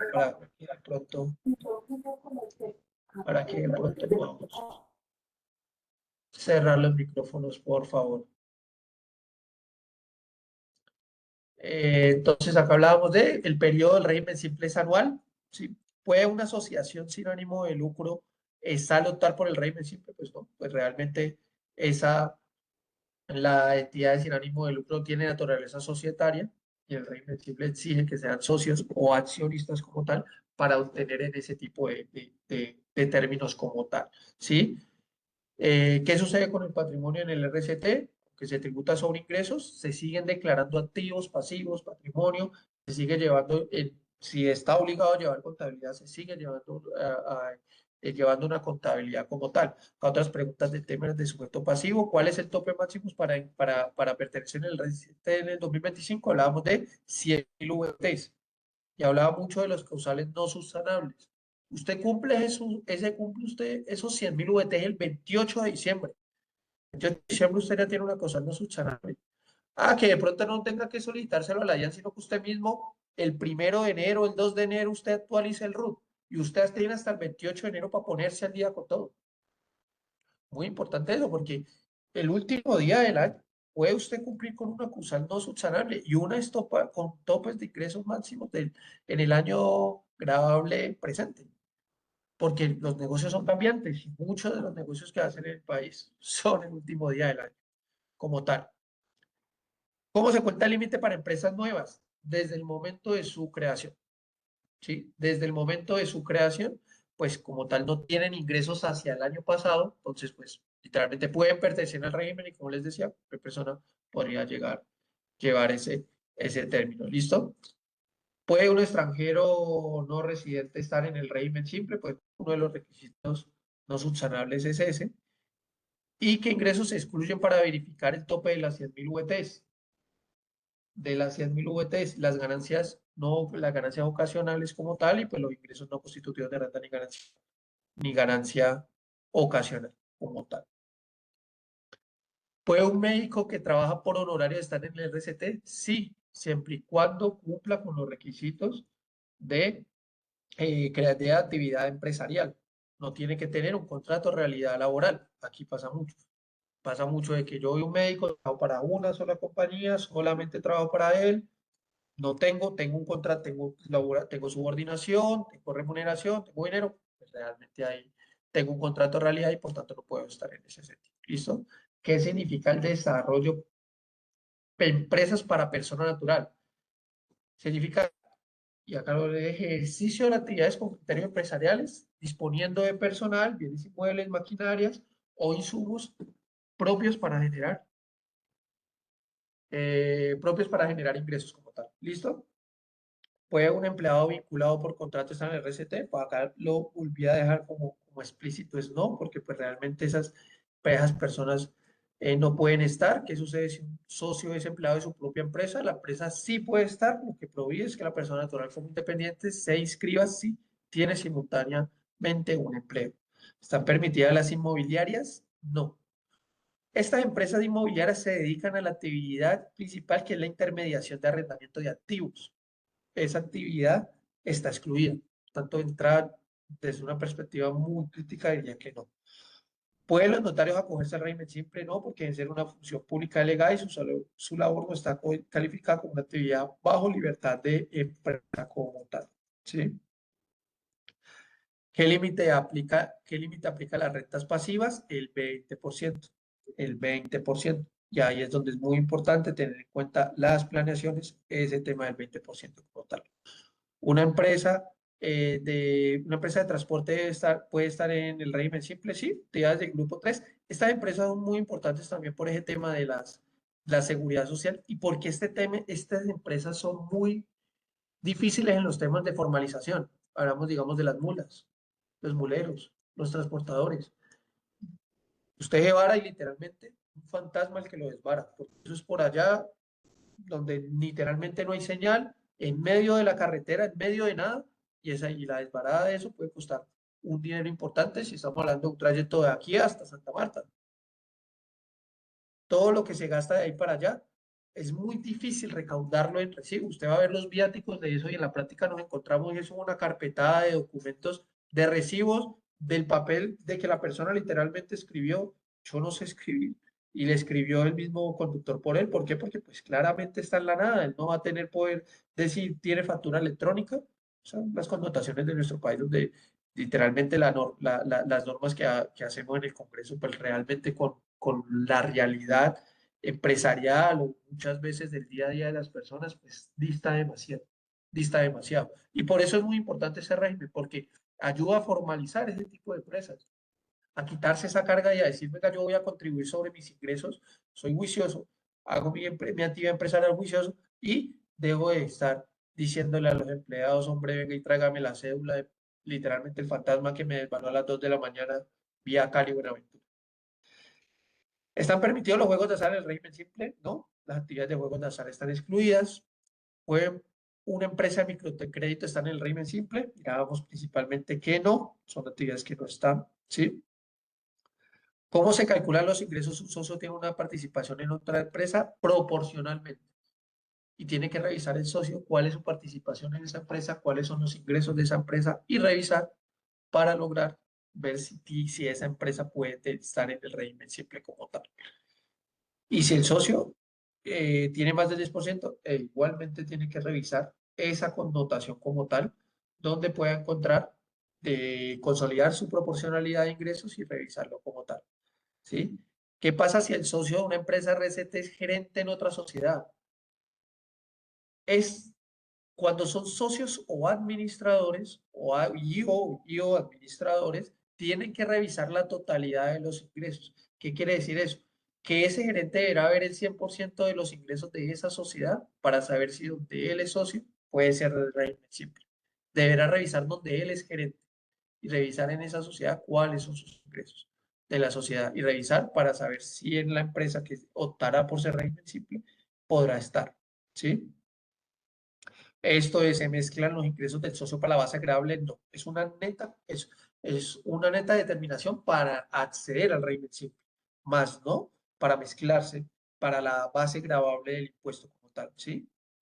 ¿Qué VT se usa para el límite de los ingresos? Y ahí va en doble vía la pregunta. Una es, pues para ingresar, reviso los del año pasado.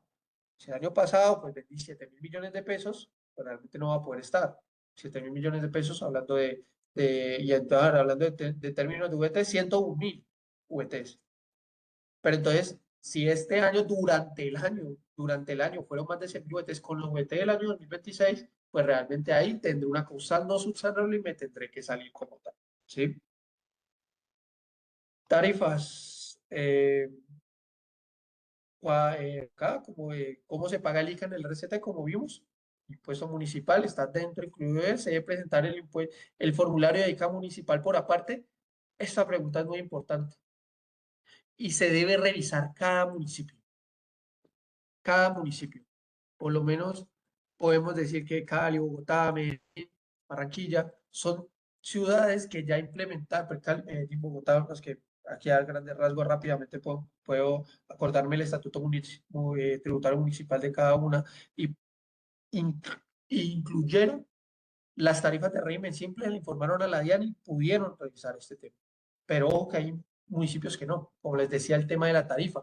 Puede salir de automática cuando lo presentas, pero puede que no. Entonces tendrás que ir a ver el estatuto municipal de ese municipio y encuéntralo, porque hay municipios bastante complejos que realmente, si mucho tendrán estatuto municipal en PF de 1995, 2003, 2004, 2005. Entonces, realmente ahí es donde se vuelve un poco complejo. Y si el municipio no lo ha consolidado con el tema del régimen simple, pues uno recomienda en la sana práctica, aunque podría uno discutir que la norma nacional está por encima, jerarquías y demás, pues realmente no siempre, digamos, optar por lo pacífico y realmente declarar el formulario, presentar el formulario. Usted ya lo pagó mediante el régimen simple y explicarlo todo. ¿Qué pasa con el impuesto nacional al consumo en los restaurantes?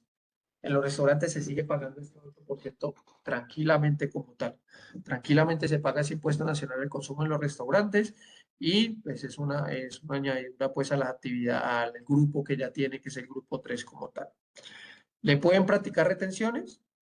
No, pero pasa, y en la práctica pasa. Uno qué hace, uno pues, generalmente en la factura, en la facturación, siempre explicamos de que, o damos la recomendación de que se explique que un régimen simple de tributación, y aparte en los comentarios de las facturas electrónicas se deje favor abstenerse de practicar la retención en la fuente por artículo 911 por renta de ICA para evitar todo ese desgaste. Porque entonces va a tener que llamar a la empresa, mandar el RUT, mandar una carta, mandar la certificación, esperar que eso lo apruebe en la empresa el contador, el revisor fiscal, el gerente y todas las demás. Y eso te puede, pues digamos, obviamente un desgaste operativo que muchas veces es muy complejo. E igual manera en las compras. Igual manera en las compras. ¿Por qué? Porque pasa mucho que la retención está a pie de factura.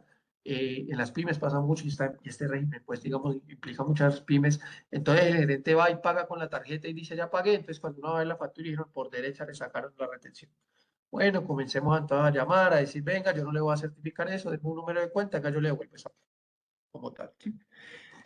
Que ahí pues me saltaba un poco la pregunta de qué pasa y me retienen por error. Pues uno hace su carta, su explicación, su RUT y su certificación bancaria para que le devuelvan ese, ¿sí? Debe el sujeto de RCT practicar retenciones, no por renta, no por ICA. Por retención en la fuente laboral, sí, que es la excepción a la retención de la fuente normal, y por retención en la y retención de IVA. ¿Quién le hace régimen simple retención de IVA? Al régimen simple. Es decir, yo soy régimen simple y le vendo un régimen simple, ese otro régimen simple debe hacerme retención de IVA. Yo no hago más retenciones, yo no tengo empleados, sí, solamente me hace la retención de IVA. Y es muy importante tener eso en cuenta porque lo vemos que se salta mucho en la práctica.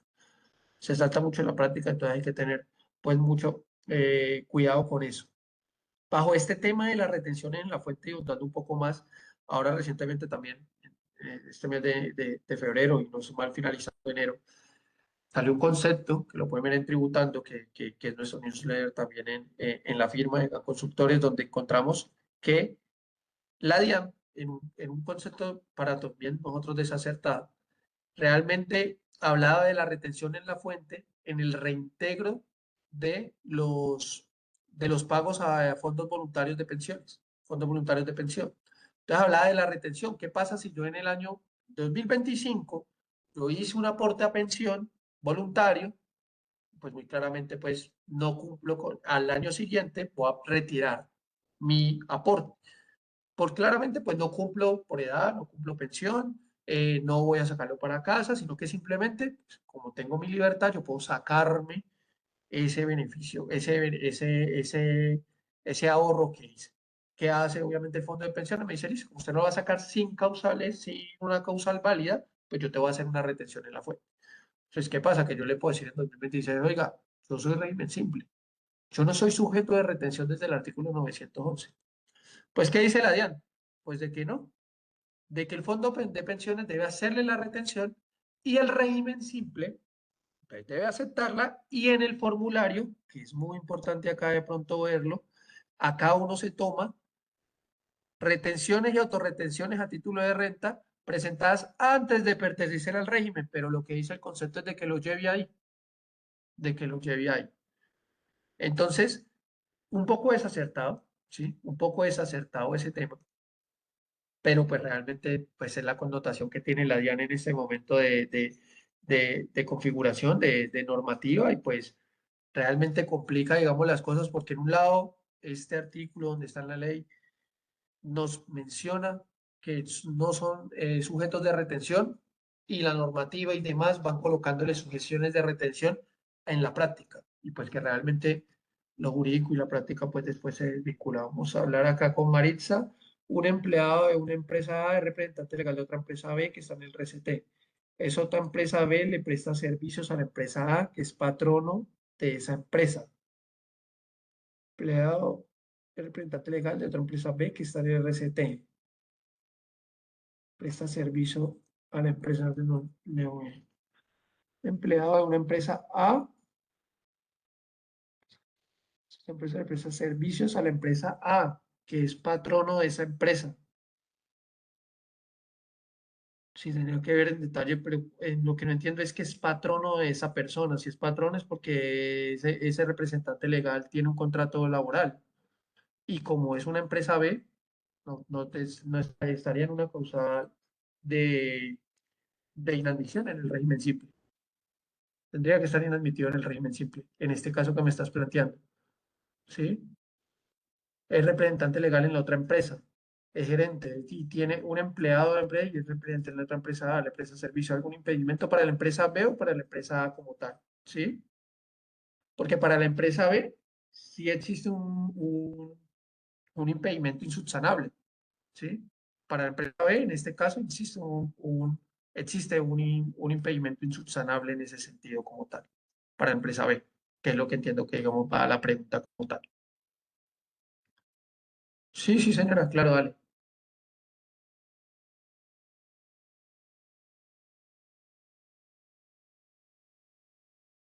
Yo no la escucho, no sé si ustedes la escuchan.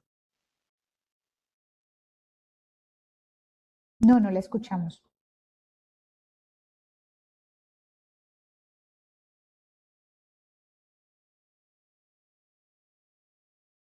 Ya miro. Ok. Ok, ok, vale, listo, perfecto. Te Ahora sí, espero. Ah, ya. ya, es que no había podido prender el micrófono. A ver, es lo siguiente, es que tengo el caso de una persona que conozco, es empleado de una empresa B. Que es para seguir como planteé la pregunta. Es empleado, o sea, tiene contrato laboral en una empresa B.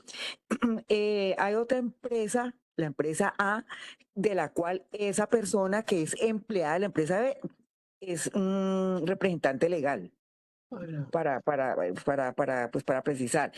Entonces, y esa empresa A, de la cual esa persona que es empleada de la empresa B es representante legal, le presta servicios a esa empresa B.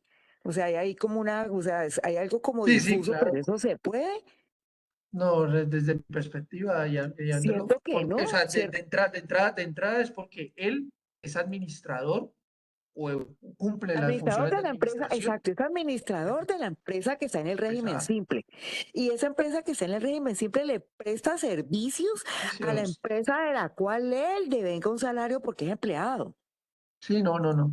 Siento que no. Se asimila a lo que yo explicaba, a lo que explicábamos anteriormente con socio y administradores, porque Sí, son socio y administradores. Sí, realmente en sí, mi concepto sí. esa empresa tiene una causal insubsanable. O sea, la empresa, o sea, sí, la empresa no podría estar en el régimen simple, o sea, tendría que cambiar de representante legal, que sea otra persona pues, que no sea empleado de la empresa a la cual le presta los mismos servicios. Exactamente, sí, tienes Cierto, toda la y eso razón, es mejor tal que cual. cambien de representante legal. Si es que tengo una persona conocida y yo le dije, no, no, no, no, no, no, que se busquen otra persona, o sea, búscate otra persona, o sea, si esa es tu empresa, búscate otra persona que sea representante legal para que esa otra persona pues siga prestando los servicios, pero tú no. porque es que te puedes meter en un lío. Y él, nada, bueno, sí, porque tiene su propio, pues una empresa que creó y él es el representante legal y le presta servicios a la empresa, pues, de la cual devenga sueldo. Entonces yo dije, no, no, no, no, no, eso no, pero quería No, pues tienen un corroborar. escollo ahí totalmente, tienen un escollo. Y mira acá, le puedes obviamente mencionar Quería, claramente lo que es el sí, numeral cuarto del artículo, donde tengan una relación sustancial con el contratante. ¿Y la tienen? sí, La sí, sí, tienen, sí. claramente. Acá la tienen Claro que la tiene, totalmente claro, predecible, totalmente válida, claro, y es representante legal claro. en un lado, empleado, se prestan servicio entre ellas. Sí, Realmente no, sí, no. terrible. Le dije yo, no, no, no, no, búsquese que sea su hermano, que sea su prima o alguna otra persona que no tenga nada que ver con esa empresa, pues porque, pues, o sea, en mi opinión yo le decía que no, que se saliera de ese rollo, pero quería corroborar, pensé que era que yo estaba siendo muy extremista. No, no, no, y realmente está en lo Perfecto, correcto. Dale, con perfecto, gusto. perfecto. Mil gracias, muy gentil. Listo. Entonces acá íbamos, bueno, hablábamos de la retención, régimen simple, de la retención de IVA como tal. ¿Cómo se paga el ICA en el régimen simple? Eso lo hablábamos con este que me saltó otra vez los aciertos son míos, los errores son de la secretaria como tal. Se debe presentar el formulario de ICA por aparte, bueno, eso lo comentamos, que creo que es, el IVA está incluido en la tarifa del simple, pues no, el IVA no está incluido como tal, si usted es responsable del IVA, pues tiene que cobrar su IVA, anticipar su IVA y después cruzarlo, como lo veíamos acá en la pregunta, se cruza. Esto yo pagué por anticipos, cuando declaré, pues claramente pagué todo lo que declaré y se cruzó, pero ¿cuándo pagué esto? Mayo, junio, julio, esto creo que fue en agosto, en octubre y en diciembre. Noviembre, perdón, noviembre, noviembre, enero y este fue en septiembre. Septiembre. Mayo, junio y julio fueron estos tres primeros. Mayo, junio y julio. Son los tres primeros porque los calendarios de enero y febrero se van enero y febrero se pagan en mayo como tal. ¿Sí? ¿Qué formularios utilizan? Pues realmente es el formulario 260, pero el formulario 260, ICA, INC y el componente nacional, el IVA es anual, se utiliza el formulario de IVA y ahora estamos en declaraciones de IVA anuales. 15 de febrero hasta aproximadamente el 20 de febrero vamos a estar en IVA anuales de acuerdo al NIT. Hoy comenzaron para que las personas que estén en el régimen simple, tengan en el régimen simple, lo tengan muy en cuenta porque uno paga el bimestral y uno dice, hombre, yo lo pagué, pero si yo no presento la declaración, pues se da por extemporaneidad y a raíz de eso, pues tendré que pagar la sanción por extemporaneidad como tal.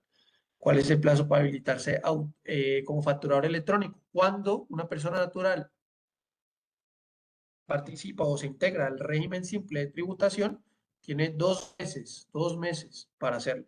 2 meses. 2 meses, es decir, yo me integro ahorita el 15 de febrero, el 16 de febrero, el 16 de marzo, 16 de abril, tengo a más tardar que estar facturando electrónicamente para las personas naturales como tal, pues para las empresas, pues realmente, pues al tener su obligación de facturar electrónicamente y todo, pues lo deberán hacer automáticamente. Sujeto de presentar retención, régimen simple de tributación, sí. Tienen que presentar régimen simple de tributación y los gastos, que son todos los pagos, y poner en cuenta que se declaran en el 1001, se declaran en Y con la las columna de con no deducibles. connotaciones de contrato de seguridad. Yo creo que le volvió a abrir el micrófono a, a los participantes. ¿Listo? Están obligados a hallar contabilidad. Eso es, el régimen siempre no te excluye ninguna de esas obligaciones. Si eres comerciante, si eres empresario, si tienes una personería jurídica, pues tienes que llevar contabilidad como tal. ¿Qué descuento aplica por deporte de aportes pensión? La pensión del empleador es totalmente un descuento. Descuento por medios electrónicos, el 0,5%, 0,5% de los pagos por medio electrónico. Y ahí es, esto y aquí resalto el término importante y es el dos términos de la certificación. Hace muchos años nosotros le solicitábamos derechos de peticiones a los bancos y demás, y fue muy complejo, porque ellos decían, hermano, no sé usted a quién le vendió, usted movió el banco, a usted le pagan plazos, usted necesita un crédito, no sé qué operaciones tiene usted. Desde el año pasado hacia acá, sí ha estado como, digamos, de pagos, pero referenciando los pagos con datáfono, con datáfono. Y los pagos por medio electrónico no son solamente datáfonos, son también transferencias, pero para la DIAN no, perdón, para el banco, pues realmente imposible de reconocer, entonces pues lo está haciendo por eso.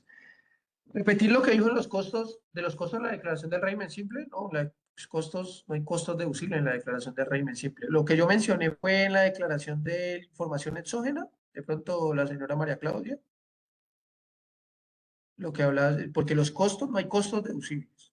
Yo pago sobre ingresos, entonces yo no tengo costos deducibles. Es decir, yo vino Sebastián, le pago una asesoría, 10 millones de pesos. Ah, ya, lo de la información exógena. Para cerrar la idea, tal. La información eso en el 1001 no pone todos los pagos y abona en cuenta. Realmente ahí coloca entonces todo lo que le pague a las personas. Entonces usted dice, pero venga, yo no me deduce nada, yo no tuve nada deducible. Entonces uno presenta todo en la columna de no deducible. Todo en la columna de no deducible de lo que pagué, porque no me lo desconté. Ahí va a estar el pago de Sebastián de la asesoría, 10 millones de pesos, donde no le practiqué retención en la fuente, no un pago laboral, y lo dejé como no deducible. Realmente ahí en el 1001, cuando uno hace las informaciones, eso generalmente cuadra que el 1001 pues cuadre con los gastos, con la contabilidad y con los gastos deducibles de la declaración de renta. Pero pues en este caso, pues lo que tiene que cuadrar es con la contabilidad, no con la declaración del régimen simple, porque si la vemos, en ningún caso te va a hablar de activos y pasivos, pero no te va a hablar de costos y gastos. Miramos, está en el anexo 3 y no vemos activos, pasivos, patrimonio bruto, ¿sí? Efectivo. Este es el componente nacional, donde se declara el componente nacional, su actividad, sus municipios, y acá patrimonio bruto, pasivos, patrimonio neto. Entonces no hay de pronto donde decirle, yo me gasté tanto. No, realmente eso está en la contabilidad, eso se declarará pues, en la información exógena ahí. En el 1001 pues se coloca como no deducible como tal en la columna para todos los gastos, porque y ahí pasa mucho. No, pues como yo estoy en el régimen simple, pues yo no declaro ningún gasto, o que por exógeno te podrían sancionar. ¿Por qué? Porque estás ocultando gastos. Porque del deber ser llevar una contabilidad, registrar unas operaciones que te podrán llegar a sancionar. De obviamente libremente de no haber, de haber omitido enviar información. Difícil obviamente que lleguemos a ese punto, pero es una cosa que puede estar y dependiendo de los montos que manejemos en las empresas, pues podría llegar a pasar. Existen medios tal. ¿Se puede tomar el de gravamen y movimiento financiero? No, se tiene que elegir entre uno de los dos como tal. Tiene que elegir uno de los dos y pues claramente pues este muy posiblemente va a ser el de pagos electrónicos porque este gravamen al movimiento financiero tiene una limitación y la limitación es muy pequeña. Realmente creemos que la norma quedó mal redactada y mal redactada desde lo económico, desde lo jurídico, claramente, pues digamos de que al tener una limitación del 0,04%, pues realmente va a ser, y no puede que en algún momento el pago electrónico va a ser diferente al gravamen, es muy difícil como tal.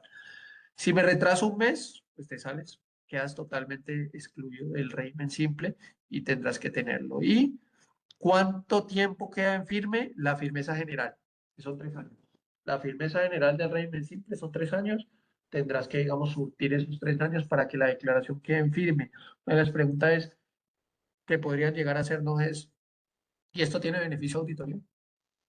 Pero cuando uno va a hablar del beneficio de auditoría, el beneficio de auditoría aplica para contribuyentes del impuesto de renta y para el impuesto de renta. Por tanto, no estaría los beneficios de auditoría con el tema del régimen simple. Entonces, es muy importante tener eso en cuenta, que es una de las preguntas que tenemos como tal. Y bueno, señores, yo recuerdo, ya acá nos recuerda el señor José Oliva, que no sé es cómo dejar de visualizar. Listo. Acá ya como tal dejo. Acá queda grabada, ¿sí? La sesión. De igual manera, acá pueden tener nuestros números y, perdón, acá les voy a dejar anotado el correo electrónico, mi correo electrónico, perdón, y celular, para que cualquier duda o inquietud que tengan al respecto, pues claramente puedan tenerla sin ningún problema. Pues este espacio y el espacio que nos abre la universidad es con el fin de que todos pues podamos obviamente fortalecer el conocimiento, podamos encontrarnos con diferentes situaciones que nos hacen crecer. Siempre las preguntas son muy importantes y bueno, agradeciendo a José y a los profes por la oportunidad. Bueno, no sé si hay alguna otra pregunta final o ya damos por cerrada la sesión. ¿Hay alguna otra pregunta pendiente? Creo que Sebastián ha podido responder, digamos, las inquietudes que han surgido. Y como les decía yo, Sebastián, en el chat acabo de poner el enlace para que luego puedan consultar la grabación. Ese enlace es enlace permanente de nuestro canal del Salón Contable, así que eh, mm, pues no solamente lo importante de esta sesión en la que nos encontramos sincrónicamente algunos de nosotros, eh, digamos que no es solamente este espacio, sino que esta sesión pues queda grabada y nos queda para digamos, dinamizar lo que se ha compartido aquí de manera sincrónica. Así que se cumple, digamos, con un propósito de ampliar y de acceder a, a estos aportes que el día de hoy hemos tenido pues con la participación de nuestro invitado. Bueno, de parte de la Universidad Autónoma de Occidente, de todo el equipo que está alrededor del Salón Contable, le damos un agradecimiento muy especial a Sebastián Mota. Esperamos encontrarnos en 15 días. La idea es que este año vamos a tener sesiones cada 15 días. La dentro de 15 días está en el marco del simposio NIIF. Todavía estamos terminando de cuadrar la agenda, pero esperamos tener una sesión del Salón Contable el lunes y lo más seguro es que tengamos una sesión de conferencia central el día miércoles acá en la Universidad Autónoma de Occidente. Esperamos que ambas sesiones sean de manera híbrida, es decir, que están invitados a nuestro campus y los que se vayan a conectar pues estarán por aquí también haciendo presencia y participando en nuestra jornada.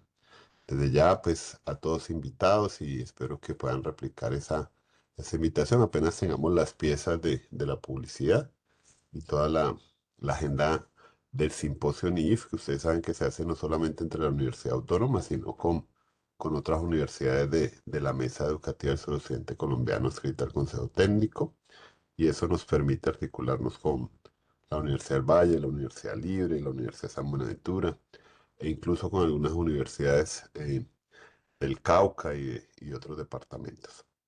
Así que esperamos que esa jornada, que va a ser digamos, en esa primera semana del 1 de marzo. El 1 de marzo nos cae el domingo, así que empezamos el 2, pero que no se va a agotar, digamos, en esa primera semana porque vamos a tener realmente un conjunto de actividades que van a durar durante todo el mes eh, de marzo y que además se van a complementar con un congreso que habitualmente hace Uniconfa Cauca en Popayán, que también les estaremos enviando a través del Salón Contable, digamos, la invitación para ese evento. Eh, Así que vamos a tener muchas actividades en marzo para conmemorar ese Día del Contador Público Colombiano y para seguir avanzando en este tipo de dinámicas que promueve el Salón Contable, que es que nosotros podamos seguir actualizándonos con temas de coyuntura y otros temas que hacen o que tienen un impacto, digamos, en el desarrollo de nuestra profesión. Entonces, agradecerles a todos a quienes se conectaron hoy y a quienes puedan ver la grabación después para que sigan replicando este espacio, que es un espacio construido para ustedes y por ustedes. De nuevo, yo, Sebastián, agradecerte. Digamos que esta sesión es muy especial porque hemos tenido ya varios egresados de nuestro programa de Contaduría Pública en la UAU. Y en esta oportunidad, pues, recibimos a este ilustre egresado que esperamos que pronto se haga parte de nuestro equipo de profesores del programa de Contaduría Pública y posteriormente del programa de especialización en gerencia tributaria. Feliz noche para todos y muchas gracias, Que esté muy Sebastián, bien. a Buenas todos. noches. Excelente Hasta luego. presentación. Felicitaciones al doctor Sebastián y a los coordinadores del evento. Feliz noche. Gracias a ustedes. Buenas noches, Gracias. feliz noche. Excelente. Gracias a todos. Feliz noche. Muchas gracias, feliz noche.